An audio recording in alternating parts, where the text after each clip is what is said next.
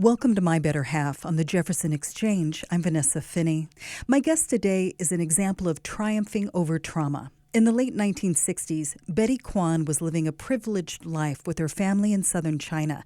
She was the daughter of a dentist and a doctor educated in the U.S., who were prominent in the village of Kaiping for using their wealth to help feed the needy. They were also somewhat notorious for having Betty baptized as a Christian and for her mother's practice of sheltering lepers and abandoned female children. These and other practices would eventually target them as so-called enemies of the state during Chairman Mao's Cultural Revolution, which lasted from 1966 to 1976. One night when Betty was about 7, soldiers burst into her home and destroyed it. They separated her family members and imprisoned Betty in the village garbage dump. She remained captive there for 3 years, wearing the same thin pajamas she'd been abducted in, until she risked a dangerous escape to Hong Kong with 3 of her siblings. The torture she'd experienced left her mute, prematurely gray, and full of shame. She ultimately migrated to America and put down roots in Eureka, California, where she became a tireless and eventually celebrated advocate for the hungry and the homeless. In 2003, Humboldt State University Press released a book about her by Karen Price. It's called The Gray Bird Sings: The Extraordinary Life of Betty Kwan Chinn. Betty and I spoke over Zoom recently about the path to healing, first for herself, then for the homeless community. Betty, thank you for joining me today. Thank you. So you went on in your later years to thrive and even make enormous positive changes in your local culture in California. But first you had to survive these awful circumstances. So how did you find the strength or the hope to do that? I tell you what happened. When I come to United States, my hair's great, long hair. But when I get out of the airport, the people look at me, they smile. First time I ever see people smile at me. They do not just laugh at me, they just smile at me. And then I also remember, I can feel when they smile at me, I can look at them. I don't have to look down on the ground anymore. I really tell myself, I say, you know what? How I could tell these people the kindness to me. But I don't know how to talk and I don't know how to write. I want to do something to pay to these people. Sometimes my kid asks me, Mom, why are you so driven? But I don't feel the driven. I feel the return to the people, the kindness to me. Once you made it to physical safety in the US and you began experiencing this kindness that must have felt so soothing to you, you still, of course, had some psychological scars. What did it feel like trying to move on when you were dealing with PTSD? You had a language barrier. You know, Chinese had a culture. We don't talk. Even today, when I talk to book, talk to the people ask me, why are you doing this? Hmm. Why are you doing this? You are insulting your family, or we don't talk. Given that culture where you were not encouraged to share your feelings and you also had this shame, considering your treatment, Yeah. there's this interesting thing. Karen Price, the author of the book, explains that there's this specifically Chinese genre called literature of the wounded that finally started coming out in the 1970s after Chairman Mao died, Mhm. where people finally started breaking that taboo and talked about their experiences, talked about the suffering that went on in the Cultural Revolution. You didn't learn about that until recent years. They don't talk about in China. They're still scared. They don't talk. Yeah, we don't talk about it. And when I younger, I didn't talk about. If I talk about who will marry me, Right. I was curious about how you felt to learn that these other stories were coming out. Because at first you were so young when this happened to you, you were confused about why it was happening, why you and your family deserved it. You didn't Mhm. know the extent of the suffering. When you found out how widespread it was, did it feel validating toward you? Did it feel encouraging? How did you feel when you learned that there were so many other people sharing stories like this? When I left China, and then when I hear more, really encouraged me to, I'm not ashamed, but I just suffer from a whole cultural revolution of people try to escape from China to Hong Kong. That was on the newspaper. Right. And then I just tell the people, they never gave up.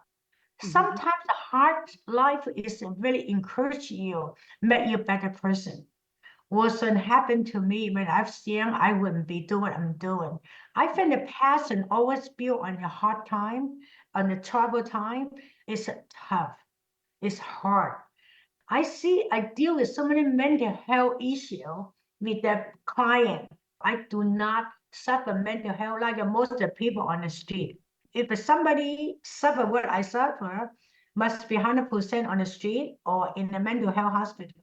But I did. I'm grateful for my life. If you're just joining us, this is My Better Half on the Jefferson Exchange. I'm Vanessa Finney, and I'm talking with the founder of the Betty Kwan Chinn Homeless Foundation, which serves the unhoused population of California's Humboldt County. That brings us to a pivot point that you had in Eureka. So you were living on the west coast of California, and your family set you up with a kindly scholar named Chinn. You Yeah. married and moved to Eureka. He was teaching at Humboldt State University. And Uh-huh. once you had children and your children entered school, you began helping at school, working. Yeah. And one day, I think you were in the schoolyard, and a little girl came up and told you that she was hungry. Describe that scene. So when my older kid in kindergarten, and then I worry about people hurting my kid. They are the only Chinese in the whole school. So I go to schoolyard and watch my kid. Nobody hurt them. Nobody mistreat him. So always on the bench, the little girls sit next to them. They also look at his lunch pail, and my son also get them something to eat. So when they lost asked me, Mom, can you make more lunch? And then so and so is very hungry. So I said, sure, I make you more lunch. So I said, do you want to ask them why she hungry? And my son did ask her, and she said they live in a car. And Mhm. that's how I started to feed the one family, another family, and more over the years. Now this is in my 42 years. Outstanding. And so it grew from feeding that one child and her family. You realized that they were unhoused. And it sort of tied in to a wish that you had back when you were in captivity in China, Uh-huh. because you experienced such hunger. In fact, millions of your fellow country people experienced starvation at the hands of Chairman Mao's policies. So, in the midst of all this and your own suffering, you had this idea someday I want to feed somebody on fine China. But Yeah. you didn't just cross that off your bucket list, it became a complete ministry.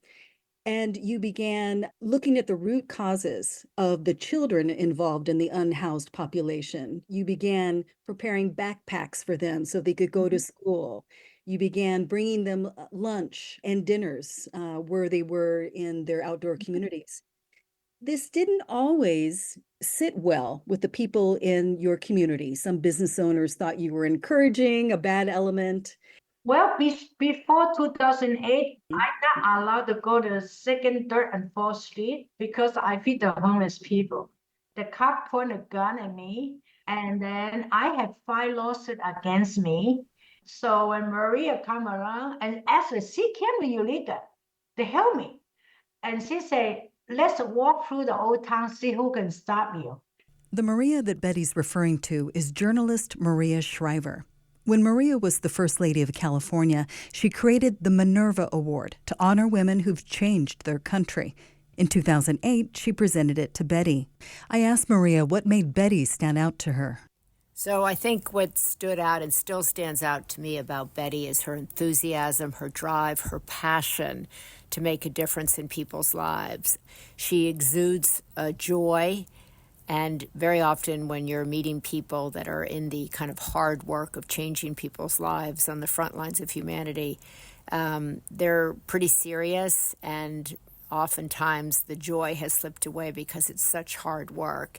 And Betty was always so full of joy and so happy with the small incremental successes that she had that have turned out to be really big, life-changing successes.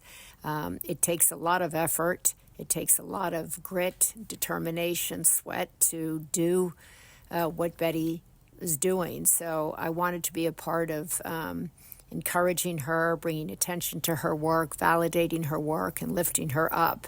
I think that's why you're in a role like the First Lady. That act of lifting others up that Maria Shriver talks about is part of a chain reaction that started with the kindness that Betty was shown as a refugee. She then paid it forward by feeding so many homeless people. She drew the attention of people with powerful platforms like the First Lady of California and President Barack Obama. That validation then attracted greater resources and helping hands to Betty's efforts so that she could lift up even more people and train them to help others. I wanted to know more about how Betty had been able to overcome her own adversity enough to guide others through theirs. What advice would you have to somebody who wants to push through their trauma and move on with their lives? Don't afraid. You make your choice. Either you feel sorry all your life or do something good for yourself. You know, when you do that, you hold too much in your body, they can eat you alive. You know, you got to go forward. You know, one step at a time. Once a while, pop out one puzzle. It's so emotional, get involved, and so upsetting. But you had to go forward. Each time when you fell down, stand up, you much stronger. You stand on the ground much stronger. Nobody gonna push you. So keep going forward. It's very painful. Yes. So you have the Betty Kwan Chinn Homeless Foundation. How many people are you feeding on a monthly basis? Okay, we had a woman shelter, Mm-hmm. and we had a family woman shelters for abused women or human trafficking. They can stay there with the children. And the family shelter allowed the father and mother with the kid can stay there. We had a respite for the people suffer from an illness or cancer, and I don't want them die in their bushes. I want to come here. I will work with them toward the end of life. I respect human life. And then we had the shelter built by a shipping container, so we can house 40 people in there. I encourage all the homeless people. You have your gift, you can support yourself, find yourself, dignity, your ability. You can support yourself. We invite local business. If you have a job open for my client, and then they can do that kind of work or do the home care or clean up the yard work or mechanic or build construction company. So anybody got to work. I said, why are you not working? You find yourself. You had ability. I'm curious how you knew how to do all this. You've essentially in Eureka in Humboldt County become a leader in community building when you had No education? and yet you've managed to really transform your community and be a model for how to deal with unhoused populations. At first, you were met with criticism saying that when you were helping them, you were just enabling them to keep the cycle going and they were taking Yeah. handouts. But you're known for sort of a tough love approach where you said, I will help you, but there are rules to being here and you have to contribute. It seemed to have earned such loyalty by you holding them accountable. Yeah, That they then did turn around and give a hand up to, once they were stabilized, Mhm. they were able to help currently unhoused people. So you've created a whole system that seems like it will keep going, long after you and your husband, who helps a lot in this organization, Yeah. have retired from this work. So you've made a lasting legacy here. Yeah. Also, I feed about 300 people a day, every single day. Dinner time, it's not the food, more like a personal connection. I'm more like a mom. Yeah, that's a big part of their healing that you're giving them is just Mhm. that connection. Myself is healing too. Thank you for sharing your story of healing and helping and the changes that you've made in the world. I really appreciate your time today. Thank you. That was 69-year-old Betty Chinn. You can learn more about her organization at bettychinn.org. That's Chinn with 2 N's. I'm Vanessa Finney, host of My Better Half on the Jefferson Exchange. You can subscribe to this series wherever you get your podcasts.